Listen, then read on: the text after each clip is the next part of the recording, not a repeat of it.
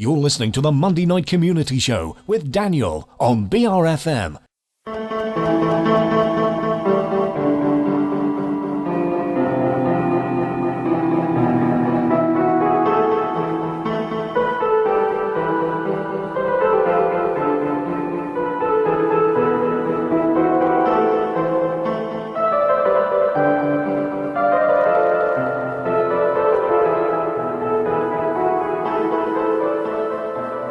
Good evening.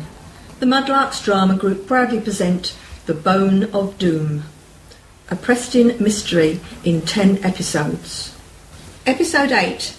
In last week's episode, Mrs. Shirley Hames and her sister Martha had discovered what they hoped would be the final clue to the whereabouts of Shirley's cousin Cora, who had been kidnapped. This led them to the Shell Grotto in Margate. They were about to try to go down into the grotto when someone in the crowd milling outside told them that there was a bomb. Before they could stop him, Prestin had dashed down into the grotto.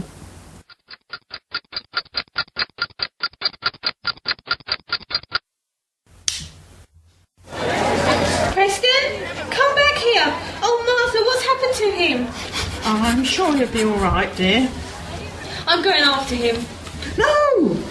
Look, there's a dog coming out of the grotto. What's he got in his mouth? Ah! It's the bomb! Come here, Preston. It's all right, everyone. It's not a bomb. It's just a bone. Let me have it, Preston. Preston, that was a stupid thing to do. Oh, don't be too harsh on him, Shirley. See, it's just a bone. A manky one, I'll admit. Wait a minute, though. Look, Shirley. All these holes in the surface of the bone. It looks like about 50 drill holes. It must be the bone from Monsieur Pochot's cabinet. Blimey, if all these holes had diamonds in them, I reckon that's a good couple of £1,000. Is there anything written on it? No. Oh, wait a moment. It looks like one end is some kind of stopper that's coming loose. Let me see. It's not a stopper, though. It looks like a hinged lid. And look, the bone has been hollowed out.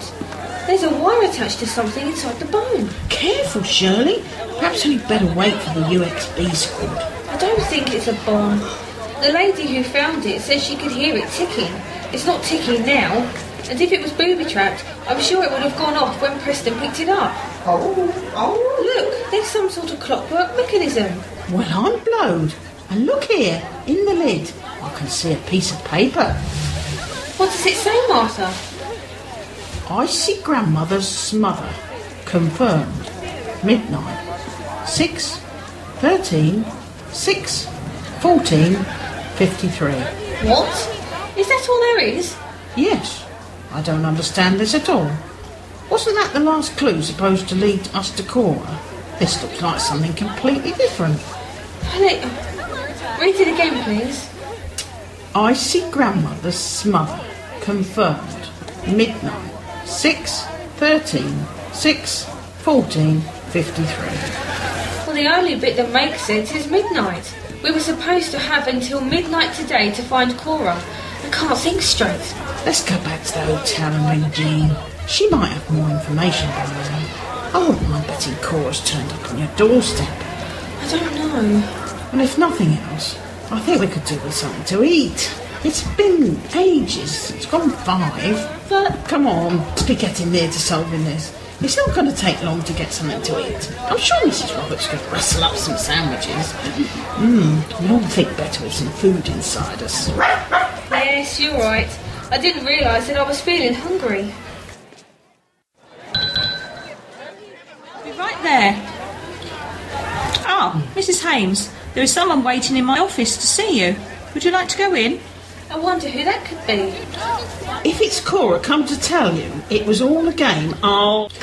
Good afternoon, Mrs. Hames. Inspector Lestrange, what's happened? Have you found Cora? Not exactly, but there have been some developments. We have Arthur Parker in custody. Do you mean the Admiralty driver? You've arrested him? Yes. We think he may be a member of Falfertine's gang. He's pleading innocence, so we're holding him until we can verify his story. His story? Surely he's not involved in this. John's known him for years. You're saying he's one of Falfertine's gang? Please, Mrs. Hames, if you let me explain.